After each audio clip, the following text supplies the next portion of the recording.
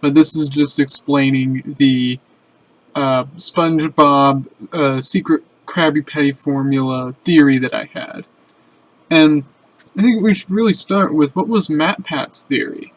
Krabby Patty's secret formula might have started as a lie, but now the real secret ingredient is an ingredient that everyone thinks is there, but one that doesn't truly exist. Yes, I skipped an entire 15-minute video for a 3-second explanation. His theory was that there is no real ingredient. I think that this is kind of a cop-out answer. I have a different theory that is kind of similar.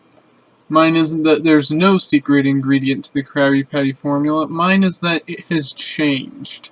And we have seen the formula in the show change throughout the series. So, I'm going to show the first time we saw what was in a Krabby Patty. 4 heaping pounds of freshly ground plankton? I warned you. Okay, I think that's enough. You're probably already familiar with how the rest of this goes, and if I'm not mistaken, Mr. Krabs then had to tell one of the characters that the real formula was hidden at home, and it was under his mattress, and that it wasn't plankton at all. But I think that that was also a decoy, and that plankton really is an ingredient.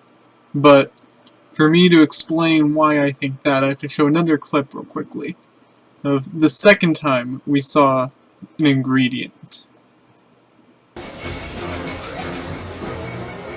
Really, it's just the whole process, actually.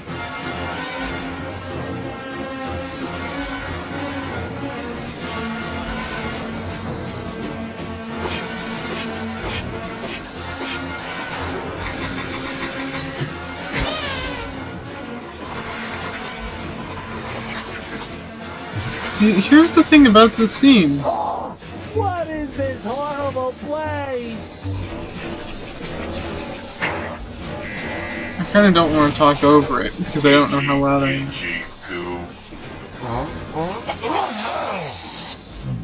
What kind of monster is responsible for this horror?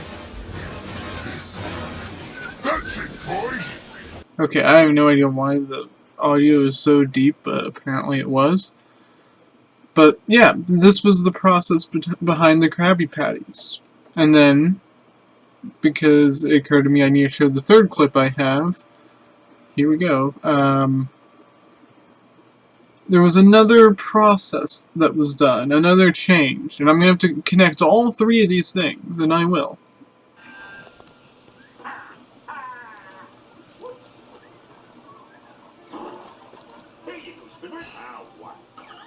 Oh, you're gonna love this. Spongy pennies.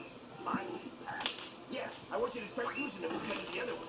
Write it down. They were just the boxes of pennies we didn't have room for in the freezer. They turned yellow. Gotta kick those SpongeBob ice cubes somewhere, you know? You mean to tell me you actually expect people to pay $1.98 for a rotten pie? Okay, so those are the 3 clips, being plankton as the first ingredient, jellyfish jelly as the second ingredient, and SpongeBob sponge patties as being the third. I'm saying ingredient, but really those are the 3 different recipes for the Krabby Patty.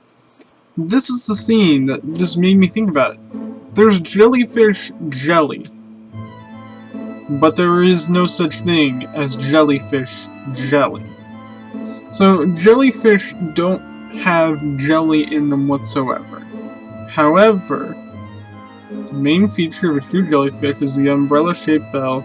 This is a hollow structure consisting of a mass of transparent jelly-like matter known as mesogliae. Okay, so we know that this isn't jelly. We know it's just part of... It's fluid from the jellyfish, but it's just squeezing its internal parts into there. So, yeah, this is pretty dark. This is just, like, kind of fish cannibalism, in a sense. But how does that explain anything else? Look up mesogliae, and then it says mesogliae refers to the tissue found in cnidarians, like coral or jellyfish, that functions as a hydrostatic skeleton. It is related to, but distinct from, mesohyl, which generally refers to tissue found in sponges. So, the fact that they're related, and the fact that it says that it is generally referring to tissue found in sponges, makes me think that that explains the sponge patty and also the jellyfish being separate ingredients, or separate formulas, I should say. Well, okay, this makes sense, but then there's still plankton, and this was sort of thought to be fake because of that scene where Mr. Krabs said he had the real formula hidden. How does any of this stuff explain that? Over here, we have that members of Cnidaria jellyfish are considered to be plankton. So now, I'm thinking that there has now been 3 different versions of the Krabby Patty shown within SpongeBob, and that there's probably been other versions. Maybe it sticks within this jellyfish family of fish ingredients, or maybe at some point it branched out to something else, but I'm thinking the reason why Mr. Krabs would have to change it is because he's been caught now multiple times, and every single time he gets caught he has to change the formula. That way he never really gets caught, and the ingredient is never really exploited by plankton. Or if the formula is continuously changing, that means plankton will never win, no matter how many times he tries to steal it. I'm saying that all of the burgers have just been made of random fish within the ocean. Why is the Krabby Patty any more desired than the chum bucket? Chum is baked, consisting of fish parts, bone and blood. The only thing I really have for this is what was said in matpat's video of there being this brand association. And then the only counterpoint to this would be, it's not like all of the residents of Bikini Bottom are just secretly cannibals. Wait. Okay, this is interesting. I was only familiar with the starfish being detritivores, which meant that they were feeding on decomposing organic material, and apparently fecal matter. That part I did not know. So, yeah, by this logic, Patrick fully would be eating dead fish, so we know for a fact that this would be the case. Although, this also says most species are generalist predators, eating microalgae, sponges, bivalves, snails, and other small animals? So, Patrick wants to eat SpongeBob and Gary? There is proof. There is proof that Patrick does eat sponge. This is it! All of the clues are coming together. I followed these footprints right to this exact spot, and then, right where you're standing, I found this bag of peanuts! Ha! Oh, I'm so close to solving this crime, I can almost taste it. Boy, crime fighting sure makes me hungry, and this yellow popsicle hits the spot! Okay, I know they wrote that off It's as a spot! yellow This is popsicle, but popsicles don't look like that. That is clearly a sponge on a stick.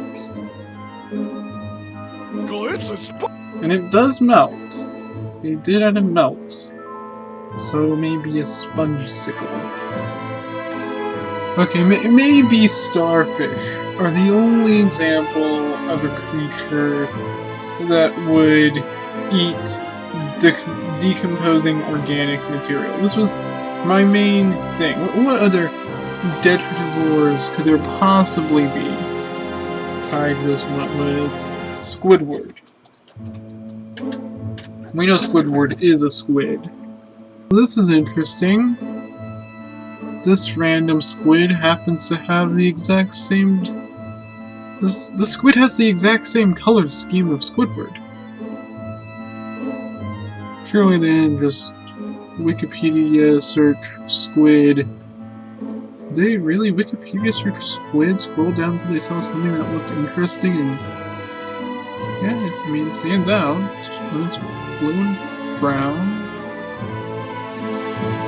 Does it have a unique feeding behavior? It consumes small fish, other mollusks, and crustaceans.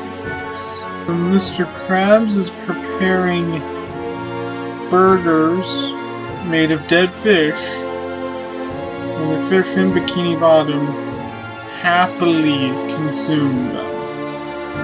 And Squidward apparently has a thing for crabs, and Patrick apparently has a thing for sponges and snails. Well, SpongeBob just became a whole lot more darker.